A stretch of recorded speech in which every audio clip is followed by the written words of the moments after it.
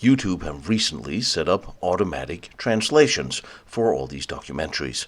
So if you choose your own language, whatever it might be, you will have an AI-generated voiceover in your language. If, however, you would like to hear my voice, then you just leave it at original language English. Just letting you know. Beyond gorgeous. This is absolutely, why do I not live here, gorgeous. Wow. Now, I'm in Italy. I'm in Tyrol. I'm on the border between, well, Germany, Austria, and Italy. What is interesting is on this border, over the past some 100+ years, a lot of interesting things happened. World War I, lots of fighting here in the Alps. World War II, not so much. However, in World War II, there was bunkers and fortifications constructed here. And I found that very strange, because Hitler and Mussolini were close allies. So why would Mussolini be building bunkers on the Italian side, facing the German side? I've come to investigate, because it sounds like worth investigating. Well, here's the rear of something quite large. It's a very large embrasure that can be disguised into the rock face. That is really cool. Those made by ropes and wires. And on the other side, it looks exactly like the rock face. That's very cool. I am a big fan of what the Italians are doing here. I knew the Italians were building fortresses all the way up to 1942, facing Germany. Yes. Until Hitler told Mussolini to knock it off. This is, how can I say, this fear against neighbors was very much here in Europe. Each was afraid of his neighbors. Nobody trusted him.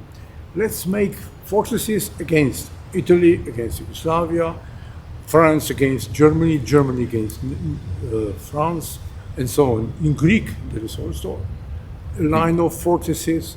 In Finland, a line of fortresses. In Czech Republic, you can see the fortresses against Poland, against Germany. Now, you know how I love to climb through unknown things and try to figure out what they are. You also know that I really enjoy getting the full story of a place and giving you all the details of what it was, who built it, and what happened there. So this is going to be a little bit of up and down journey for us all.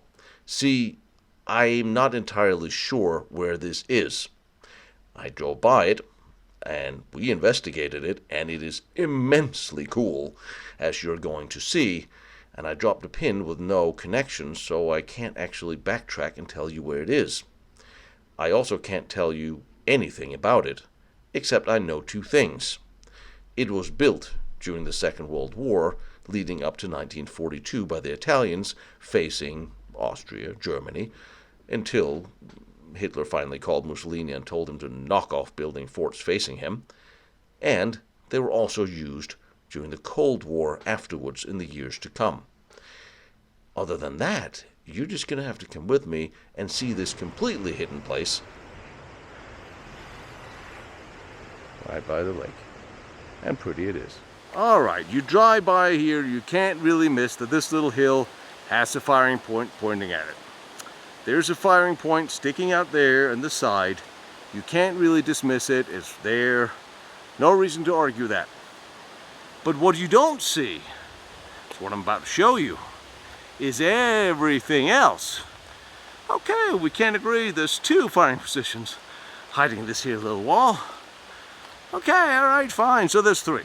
Alright, okay, so there's got to be a little bunker behind here with a little tunnel. I'm not wrong. If that's what you're thinking, you're not wrong either. Because this, you'll dig. This is the Italian defenses facing, well, Austria really. Built up until 1942. It was a beautiful lake. And possible Austrian war would come from here.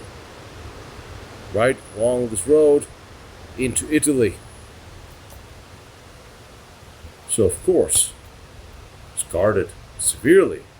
And if I didn't have just a little bit of knowledge of what this was and paid really well attention as I was driving, I would have missed it, and so would you if you come across this. One bricked up and destroyed, and the other one here, overlooking the beautiful lake. But this is where you could watch an advancing army, stop them coming down the road. It's interesting when you look closer, you'll see how this was made. This was made by the Italians. This is how they would camouflage their positions. They would put plaster on mesh, like you see here, is what's left of this metal mesh. And you'd see this is then bricked up, which is sad, but here we are. This is either the other position. Yeah, this is the other firing point. This is the other firing point, but the whole wall side was camouflaged in this plaster they put over mesh, so they made it look exactly like nature, which is really interesting. And here's the first hint of what you see of what and how the Italians camouflaged their Alpine positions. Plaster on mesh. This is one of the firing ports that's been bricked up post-war, but you still see the mesh here with the plaster simulating rock face. And of course you are at a beautiful location here, overlooking the approach roads of a potential enemy, who, should they dare, would come from here down the road by the lake, and then you could shoot at them from here. That's a recurring theme in much of the Alpine passes of their defensive strategy. You would have these.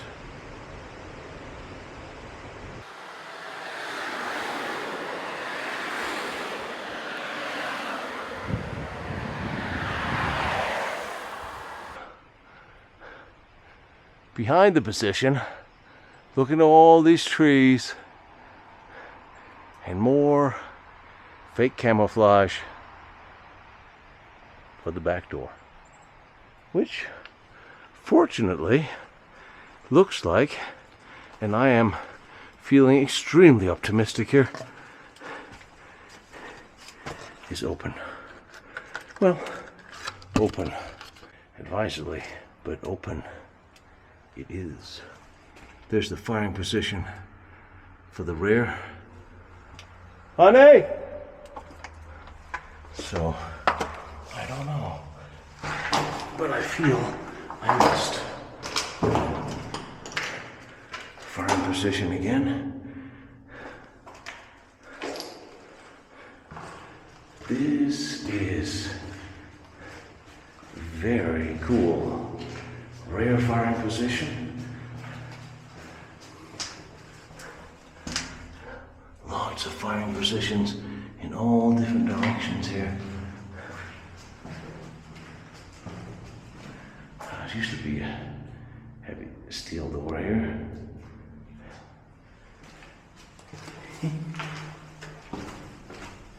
This is awesome. Wow. I thought that was just going to be an entrance and a pillbox. I appear to have been wrong.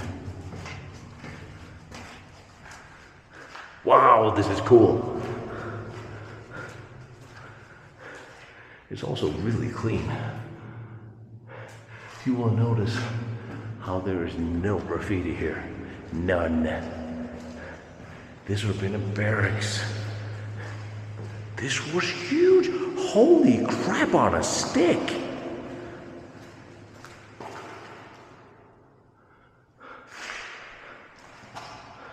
This is so neat and so clean. So there's a front door. Close defensive position. So, and this was, there's a generator sitting there. There you had a little power plant. So they had a little power plant generator. Possibly there's a tank of some sort, but this is definitely electricity. And looking at the ceilings. No. Yeah, ventilation. There's a lot of ventilation pipes that will run throughout, and scrappers got the metal from the ventilation pipes, but they didn't get the bathrooms. And I applaud the bathrooms that they're there. So there was a left turn here. I think you have some drainage water underground. This is so stupidly elaborate. This is huge. This continues. So we must be where the guns were at some point. This is continuous. How could this go? This is amazing. And it looks like a teeny weeny little, holy crap on a stick. So munition store to my right, I'm guessing, and here's a fighting position. Also notice in here is darker gray, but if you had a cannon here, this grade's probably new. This is where the cannon was. Stuck out there. Oh, so awesome to be inside one of these. This is blocked up again, bricked up. This could have been an emergency exit or just another exit, but it would exit next to the firing position, which is really weird. So I'm guessing this would be munitions store for the cannons that would be on both sides, and another one was be here. Would be another cannon. You actually see some of the affutage. This steel dome. There's a steel dome here. Look at how thick this is. This is a Panzerplatte, except it's Italian, and I don't know what Panzerplatte is in Italian. I had no idea when we just pulled by this. I thought there would be a couple of guns, a couple of gun positions. Look at this steel plate. This is like 30 centimeters thick. This side and then outside as well.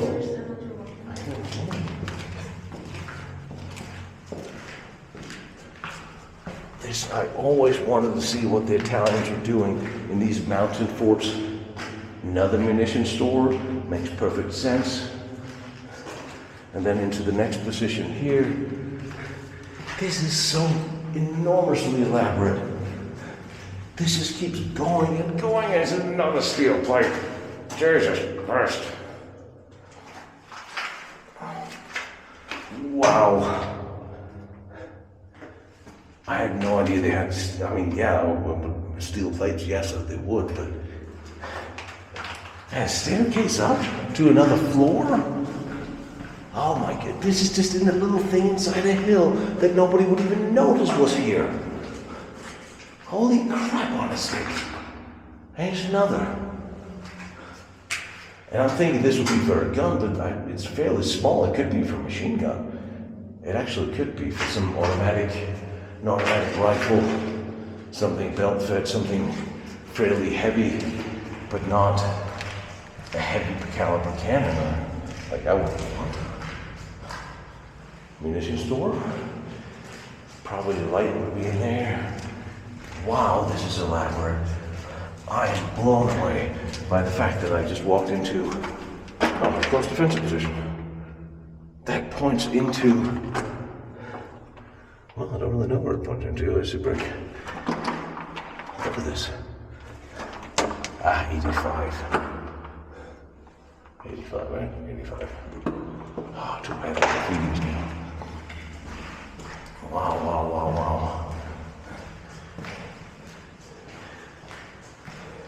So I guess they didn't paint it? Recently, at least? Oh, man. Multi-level underground bunker in the mountain. And we haven't even seen the other side yet. We just went to the left. We haven't even seen.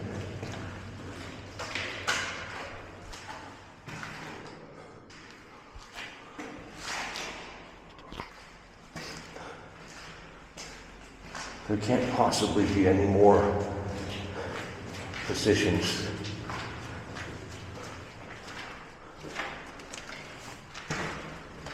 I'm so turned around in here, it's just awesome. Okay, so now we're coming full circle. So we've been through the whole thing round, and then we ended up back in here. Holy shit.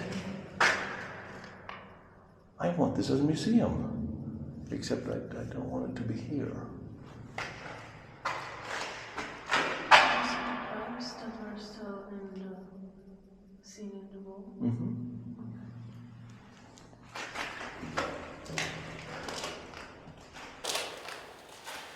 Okay.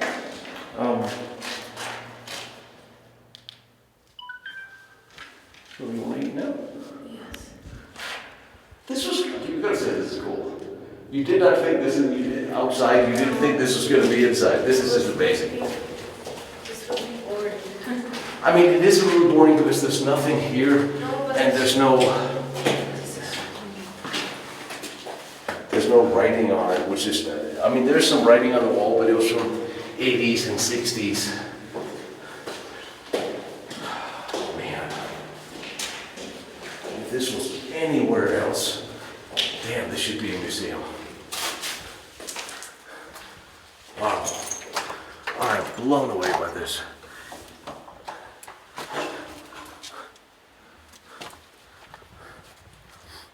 Okay, you see all the fake cement? All this is fake. You can actually smell the plaster. I mean, it's physically there, but this is not stone. But you look at the whole mountainside. This is created.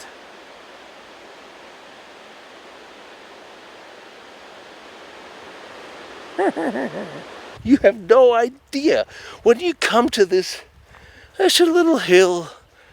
Yeah, there's cannon position protruding. Yeah, there is. Yeah, there's a little position there, sure. Still looks like a little hill. Cannon or two in there, man, machine gun in the road. You go inside. There's a whole fortress, a multi-level little fortress in there. Created this was plaster to make it look like a rock wall. This is how the Italians did these. At least until 1942, when Hitler started getting a little tired of asking why the Italian allies were building fortifications facing him.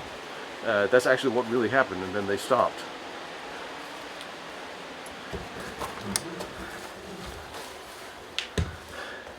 And this is the fighting front. This is a fighting position.